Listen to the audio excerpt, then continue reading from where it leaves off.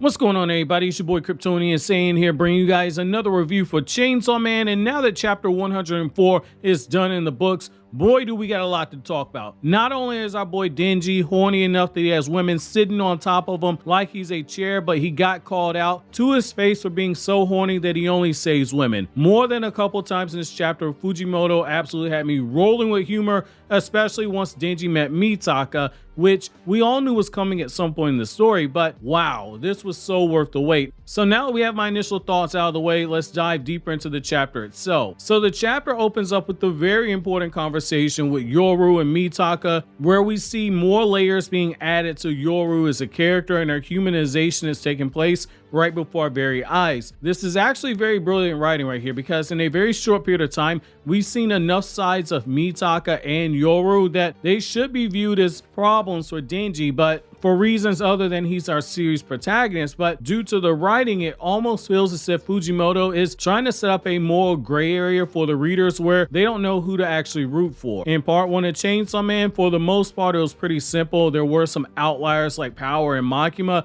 and towards the end, we did get more of a gray area again with people like Makima. I feel like we're getting a very subtle approach to something similar here. Yoru isn't too much unlike us, and I think that Mitaka hit the nail on the head when she tells Yoru that she thinks that Yoru is afraid of being forgotten. That's good writing, and it makes the powers of the Chainsaw Devil, being able to erase devils, feels like it's a threat that's on a different level right now, which I absolutely love, especially because we're going to continue to see more twists and turns with the character, because at the end of the day, Yoru is a devil, and she's going to eventually come after Denji once she realizes that Denji is indeed the Chainsaw Man, which has potential to be very huge in terms of narrative impact. Another thing that I really enjoyed about this chapter was the fact that during Mitaka and Yoru's conversation, we see Yoru getting pissed off by the fact that she got saved by Chainsaw Man, and then she reveals the fact that she once fought Chainsaw Man, which is another line that strongly backs up our belief that the War Devil was one of the four horsemen that exists in the Chainsaw Man world. Apparently, during that battle with the four horsemen and the Chainsaw Devil, part of Yoru's body was eaten up by the Chainsaw Devil, which means that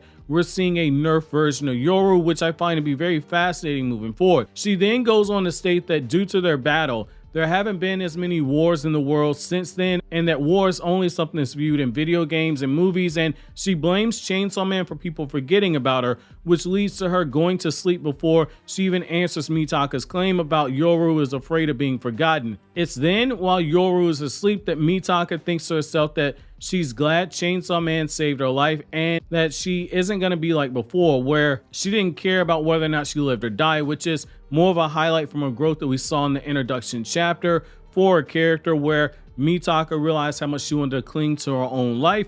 We're seeing even more so now that Mitaka has an open mind, and as she gets new information, she's evaluating her situation. I like seeing this growth right here. Now, we then shift over to Denji, letting the classmates sit on him, which, number one, he's Denji. Denji will do anything for money. This is somebody who, in chapter 1 of the manga, got revealed to have sold his testicle. So sitting on him for a few bucks, that makes sense. Now, number two, Denji is just horny. During the time afterwards, we see Denji and Yoshida, they're talking to each other, which is further building on some of that chemistry that Denji has with Yoshida, and potentially making Yoshida the Aki of part 2. And we see that Yoshida is calling out Denji for purposely leaving his student ID at the scene where Chainsaw Man had appeared. After Denji takes Yoshida's money and allows him to sit on him, Denji pretty much confirms that he's horny enough for a girlfriend that he's not going to be stopped from telling people that he's the Chainsaw Man, because Denji understands that clout equals pussy. But when Denji starts listing out all the qualities that he wants in a woman, the first thing that he says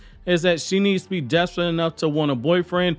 And that's when a light bulb goes off for Yoshida, because he gets the brilliant idea to have Mitaka and Denji meet. Now, this brings into question something about Yoshida that we have to address right here. We were wrong, and by wrong, I mean we were very wrong about Yoshida. Yoshida is not as smart as we might have thought that he was, because he tries to hook Denji up with Mitaka, which that in itself, that is smart. But those of us who thought that he might have noticed Mitaka was being controlled by a devil, we were wrong. While Makima did say it's easy to tell if someone is under the control of a devil if you look at their face, as we saw in chapter 1 of the manga, Yoshida looks like he's missed Mitaka's predicament altogether. Another thing of note right here is that, again, Fujimoto appears in a very loose way to be setting Yoshida up as being Denji's Aki in part 2 of Chainsaw Man, which means don't get attached if you're a Yoshida fan. We then see Denji, Yoshida, and Mitaka all on the balcony before lunch. We see Yoshida trying to play wingman for Denji. However, Denji low-key plays himself by saying, I'm a huge fan of Chainsaw Man. I get it. Chainsaw Man's popular, so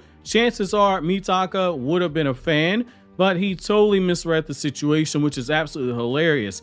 Mitaka reveals that she used to hate Chainsaw Man, but she's changed her mind slightly after being saved. She then goes on to explain everything that she doesn't like about Chainsaw Man, from his clothes, to the way that he always has blood on his clothes, to how he behaves like an absolute idiot, to how over-the-top horny he is to a point where he only saves women. As she begins ripping into Chainsaw Man, the humor kicks in because Denji takes on that Michael Jordan meme where he says, and I took that personally. That's basically the energy that Denji has in the chapter. Denji begins shooting back in defense, and that leads to Mitaka saying, bro, you're a fan of Chainsaw Man. You're a fanboy. How do you even know what he's thinking? And you can tell that Denji's like, my chance at getting some pussy is slipping away here, and he's trying to salvage it, especially after she calls him a Chainsaw Man fanboy.